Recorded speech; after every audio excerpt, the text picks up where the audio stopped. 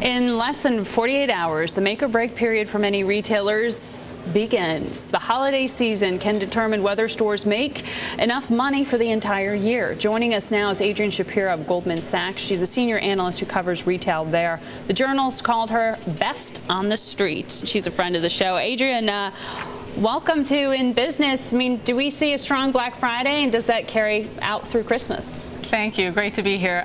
I think the best news is that a lot of retailers are back in the black even before this Black Friday. I think that's really the message, is that sales have been improving even in early November. So I think that momentum should continue quite strong into the holiday weekend and through the holiday season. You know, it's interesting because, you know, in the wake of some of the M&A activity we've seen in the retail space, one of the justifications for some of those takeovers with J. Crew and the like from analysts is, oh, well, it's going to be so hard to grow the top line. You've got to find ways to still cut costs and consolidate a bit there.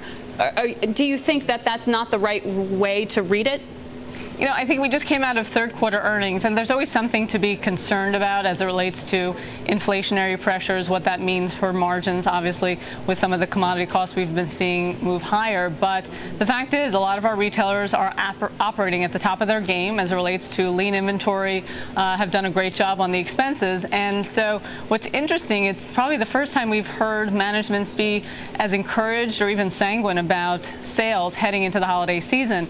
And if sales are okay, that hides a lot of ugliness. And I think that's the most important takeaway we had coming out of third quarter earnings. All right, you were expecting them to sort of dampen expectations so that they could surprise to the upside, but they're raising hopes.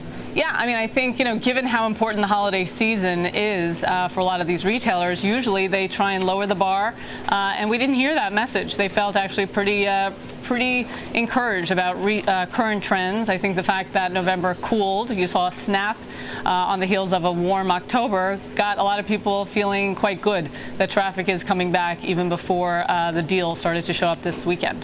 Who's best positioned to take advantage of the holiday?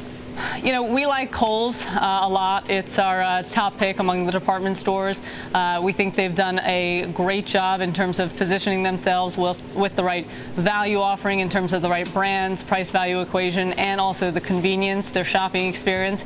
I think they're doing quite well. What's important to note is last year they've got a really easy comparison because their online business actually went down last year, Black Friday. So I think online presents a huge opportunity for them this holiday season. They've been investing, and I think it should be a huge opportunity to drive better sales. So Kohl's we like a lot. We also like Costco, a retailer where the traffic has been strong. We've seen strength in food for a while, but discretionary has shown some life. I think consumer electronics will be an important category as always, and I think Costco wins on that front. So you've got a better customer with more categories going well. I think they should be well positioned to drive some better sales this holiday season as well. You know, economists come on and talk about worries about deflation, but when it comes to the consumers and their grocery carts and often on the shelves with apparel prices, they're seeing price stability, if not some inflation. What can you expect when you go to the store this holiday? Yeah, I think we're seeing definitely in food, some people already start to pass it on. Again, Costco noted last few months about 1.5% increases, and the consumer is accepting it. So I think on the food side, we've already started to see some inflation, and that should continue into 2011.